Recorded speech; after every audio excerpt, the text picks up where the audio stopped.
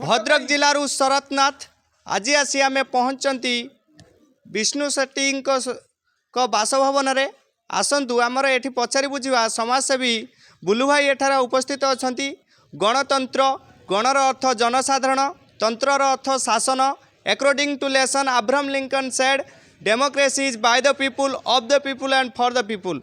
आज आसतु आम पचारि बुझा समाजसेवी को आज कौन कौन पदक्षेप नहीं आज कौन कौन प्रस्तुत थिला कौन कौन आयोजन थिला से विषय आसतु आम पचारि बुझा। बहुजन मीडिया को आपन को स्वागत करुछि बुलू भाई कौन कहे आज साधारणतंत्र दिवस अवसर कौन कहे भद्रकवासी। जय श्रीराम। सर्वप्रथमे समस्त भारतर समस्त नागरिक मोर शुभेच्छा अभिनंदन। आज हूँ 76तम साधारणतंत्र दिवस।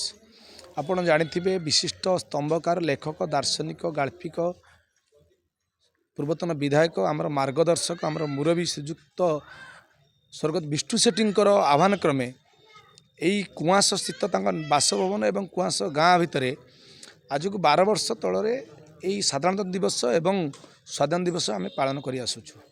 यही स्वाधीनता दिवस साधारणतंत्र दिवस उपलक्षे विभिन्न प्रकार माने समाजर शेष पाहाच बसुवा लोक मानू ये बहुत समृद्धि प्रतिभा जो मैंने संवर्धित करा हुए एवं सफाई कर्मचारी मानू उत्तरीय प्रदान करा हुई पुष्पगुच्छ एवं सहायता राशि किसी प्रदान करा हुए से परंपरा आम रही आसी।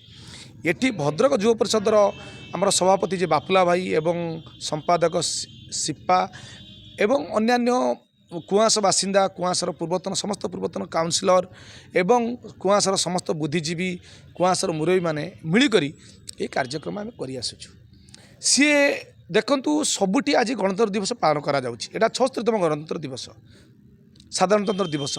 यही उपलक्षे गोटे मनोभाव मनरे गोटे देश प्रति देश मातृका भूमि जो गठनात्मक चिंताधारा नहीं आम तांकर आह्वान थिला जे आम मनरे केमि जागृत हो देश प्रति से पालन करने उद्देश्य एवं लोकों को साहाय्य किछि करिबा लोक मानक भितर भारत माँ प्रति किमिति भक्ति जात हेबो किछि कर्तव्य आम संपादन करबा से जागृत होगा पाई विष्णु भाईंकर एटा गोटे प्रयास थिला।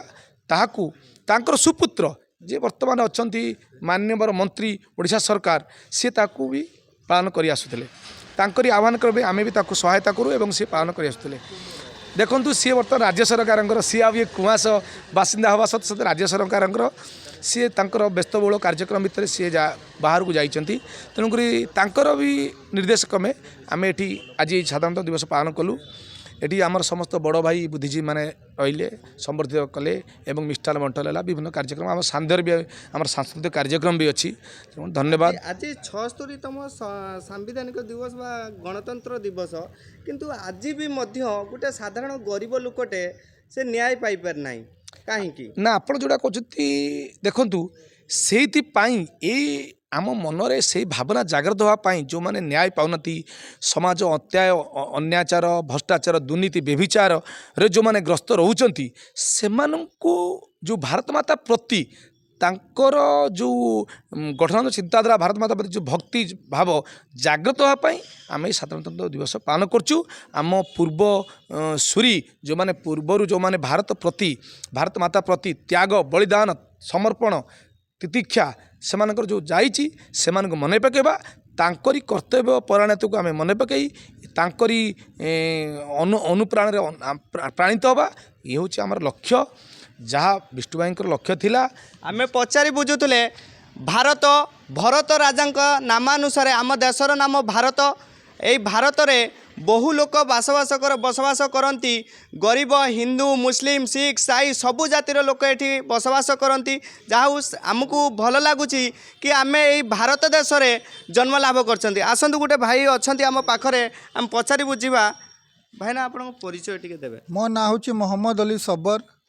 आज मोर माने राजनीतिक गुरु सामाजिक गुरु विष्णु शेट्टी घर सामने जो गणतंत्र दिवस रे परंपरा अनुजाई से जो आरंभ करते गणतंत्र दिवस स्वाधीनता दिवस पालन कर सेठी आज आम सामिल होइचु।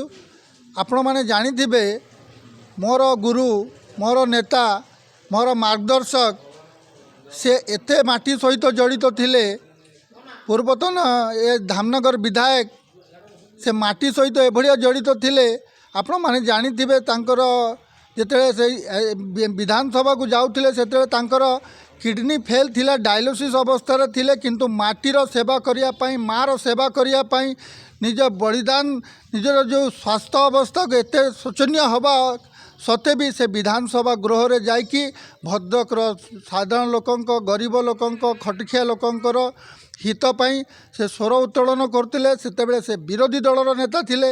ବର୍ତ୍ତମାନ ତାଙ୍କର ସୁପୁତ୍ର ତାଙ୍କର ଯେଉଁ ମାର୍ଗଦର୍ଶନ ଥିଲା, ତାଙ୍କର ଯେଉଁ ପ୍ରେରଣା ଥିଲା, ସେ ପ୍ରେରଣାରୁ ପ୍ରଭାବିତ ହେଇ ସେ ଆଜି ଆମ ଓଡ଼ିଶା ସରକାରରେ ସେ ହେଉଛନ୍ତି ଉଚ୍ଚଶିକ୍ଷା ମନ୍ତ୍ରୀ, ସାହିତ୍ୟ ସଂସ୍କୃତି ମନ୍ତ୍ରୀ, କ୍ରୀଡ଼ା ମନ୍ତ୍ରୀ। ସେ ସେଇ ମାଧ୍ୟମରେ ଏବେ ସେ ଦିନ ରାତି 24 ଘଣ୍ଟା ମାନବ ସେବା, ରାଷ୍ଟ୍ରର ସେବା, ମାଟିର ସେବା, ଭଦ୍ରକର ସେବା କରିଚାଲିଛନ୍ତି। ଆମେ ଏଥିପାଇଁ ଆମେ ଗର୍ବିତ। ଆମେ ତାଙ୍କ ବାସଭବନରେ ଆଜି ଗଣତନ୍ତ୍ର ଦିବସ ପାଳନ କରି ଉତ୍ସାହ ସହିତ ଯେଉଁଟା ଆମର ମୋ ଗୁରୁ ବିଷ୍ଣୁ ଭାଇ ଏଟାକୁ ଆରମ୍ଭ କରିଥିଲେ, ଆମେ ୟାକୁ ସବୁବେଳେ ମୁଁ ନିଜକୁ ସମର୍ପିତ କରିଛି ତାଙ୍କ ପରିବାର ବର୍ଗଙ୍କ ସାମ୍ନାରେ।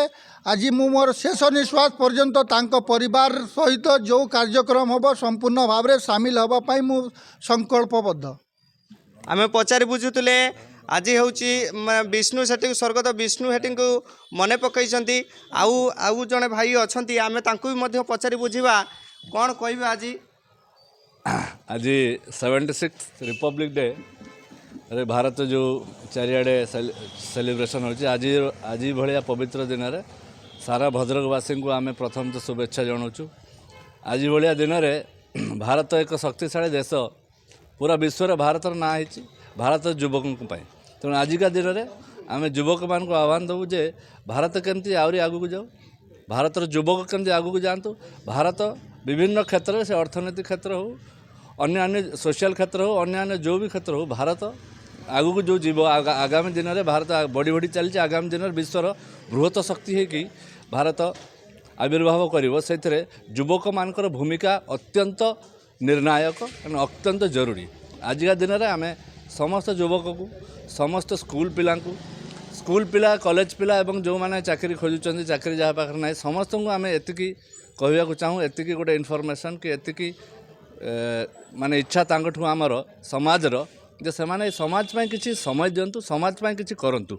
समाजर उन्नति हेले ही तांकर उन्नति हबो आ भारत आम देशर उन्नति हबो। धन्यवाद।